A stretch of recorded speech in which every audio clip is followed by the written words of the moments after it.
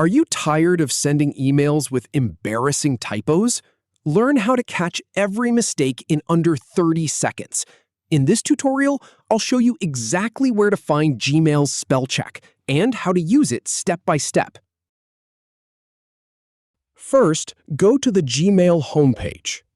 Click the Compose button on the left sidebar to open a new email.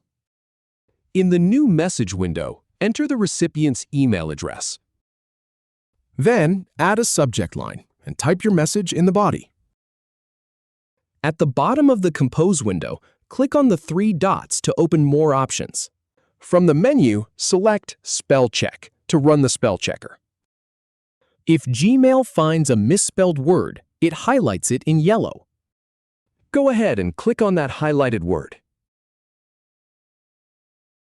A list of suggested corrections will appear. Choose the correct spelling.